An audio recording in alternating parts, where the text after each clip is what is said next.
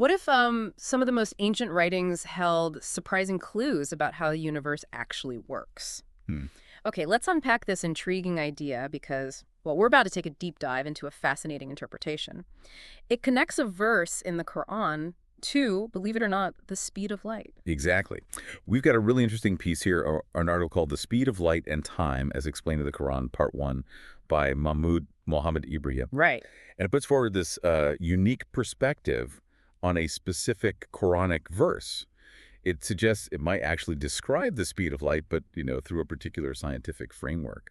So for you, our listener, maybe someone who's keen on getting knowledge quickly and seeing these kind of surprising connections, our goal today is to understand this thought-provoking link between a religious text and modern physics. Yeah, we want to grasp the essence of this interpretation without getting totally lost in, super technical details. Think of it as understanding a shortcut to a really compelling intersection of different ways of seeing the world. And our guide for this journey is this article by Mr. Ibrahim. Okay, so the interpretation really hinges on Surah Sajdah, specifically verse 32.5. The article zooms in on the part mentioning an affair ascending to him in one day, the measure of which is 1,000 years, according to your reckoning. Right. And the article's author interprets this affair as being carried out by angels. The angels, yeah. He proposes that in one single day, these angels travel a distance equivalent to what the moon covers in 1,000 lunar years. Okay, 1,000 years. Now, considering that a lunar year is roughly 12 lunar orbits, that leads to the claim that these angels are covering 12,000 lunar orbits in a single Earth day. 12,000 orbits. Wow. And here's where it gets really interesting. The article then makes the assertion that this figure remarkably aligns with the known speed of light. Yeah, this is where it gets kind of mind-bending. And what's fascinating here is how the article brings in the crucial concept of frame of reference from physics. Crucial, right. It's impossible to talk about speed, especially the speed of light, without considering the perspective, the frame from which you're observing that motion. Makes sense. So the article draws this distinction between inertial frames. Think of something moving in a straight line, steady speed, and non-inertial frames, which are accelerating or rotating. Like being in a car going around a corner. Exactly. Yeah. You feel that force pushing you. That's because you're in a non-inertial frame. And our own viewpoint, right here on Earth, puts us in a non-inertial frame because, well, we're orbiting the sun. Right. Constantly changing direction. Even though our speed around the sun is pretty constant, relatively speaking, our direction is always changing. So the article points out that if you compare that Quran-derived figure, the 12,000 lunar orbits per Earth day, with the speed of light as we measure it from our non-inertial Earth-centered perspective, there's a difference. It's about 11%.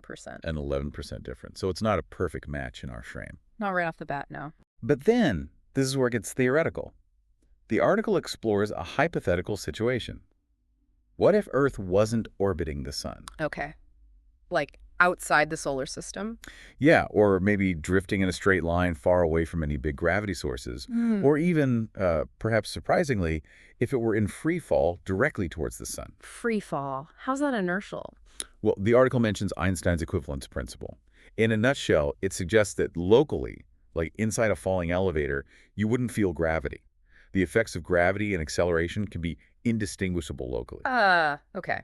I think I get it. So experiments done in these hypothetical inertial frames, deep space or free fall, would give the same local results. So in this hypothetical inertial geocentric frame where Earth isn't orbiting the sun, the article claims that the 12,000 lunar orbits per Earth day figure is incredibly close to the speed of light, like a difference of only 0.01%. 0.01%. That's tiny. A tiny, tiny fraction, which is pretty striking. It is. And this naturally leads us to think about the specifics of the moon's orbit itself.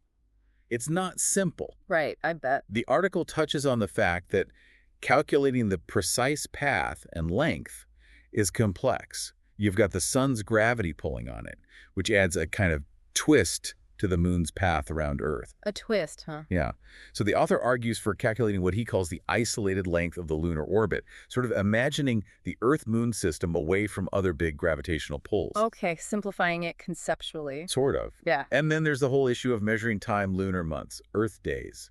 The article clarifies their different systems. Right, not just one way to measure a month. Exactly. You've got the sidereal system, which measures the moon's orbit relative to distant stars, And then the synodic system, which is relative to the sun, like from new moon to new moon. And which one is relevant here? Well, the article points out that ancient Arabs, who used a lunar calendar, primarily relied on the synodic system. That's about 29.5 Earth days for a full cycle we see. Okay, 29.5 days. Synodic. Got it. The article also anticipates some skepticism. It suggests that critics might incorrectly compare measurements taken using these different frames of reference. Ah, mixing apples and oranges, basically. Kind of, yeah. It stresses the importance of consistency, arguing that you need to compare things within the same frame, whether that's synodic, sidereal, or this hypothetical local inertial frame we talked about. Consistency is key for comparison. Makes sense. And the article also explains that the moon's speed actually varies in its orbit. It's not constant. Oh, right. It's elliptical. Exactly.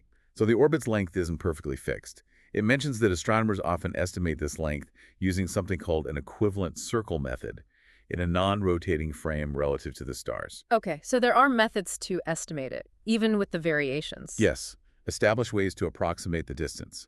The main point is it's calculable. So let's bring this back to the verse itself. Right. The article reminds us of the idea, often found in interpretations, that angels are described as beings created from light. From light, okay. And potentially capable of traveling at various speeds, maybe even up to the speed of light itself. Wow. So in the context of this interpretation, these angels are seen as carrying out God's orders, which come from a preserved tablet. The author suggests this tablet is located somewhere in outer space. Outer space, okay. And the journey these angels make between this tablet and Earth is completed in one day. And that journey's distance is what the author equates to the distance the moon travels in 1,000 lunar years. Which loops back to the 12,000 orbits per day. Exactly. That's the connection made to the speed of light. Okay, so let's try to bring it all together. This article we've been exploring puts forward a really specific interpretation of a Qur'anic verse, Surah Sajdah 32.5. It suggests the distance angels cover in one day equals the moon's travel in 1,000 lunar years. That works out to roughly 12,000 lunar orbits per Earth day. And the key claim. The key claim is that this figure shows a remarkable mathematical alignment with the speed of light, but crucially, when viewed from a specific theoretical inertial frame of reference. Yeah, what's really thought-provoking here is the way this article tries to weave together these different threads, isn't it? Definitely. You've got religious scripture, ancient astronomy reflected in the lunar calendar, and modern physics concepts like frames of reference and, the speed of light. It's quite a tapestry of ideas, and it's crucial for us to remember, as you listening consider this, that any interpretation bridging fields like religion and science, well, it's going to be just that, one specific perspective. Absolutely. There are always going to be a variety of viewpoints and different understandings when we explore these kinds of connections. It's rarely simple. For sure. Which maybe leads to a fascinating question for you to ponder. Does the existence of interpretations like this one, regardless of their standing in mainstream science, does it offer unique insights? Maybe into how different cultures, different times have made sense of the cosmos and our place in it. That's interesting. Or perhaps another angle. How might this whole concept of frame of reference, which is so vital in physics, how might that offer a useful lens, for understanding and maybe appreciating different perspectives in other areas of our lives? Ooh, applying it more broadly. That's good. Definitely some food for thought to take with you. It's always intriguing to see these, unexpected intersections between different realms of human thought. It really is. Thanks for joining us for this deep dive.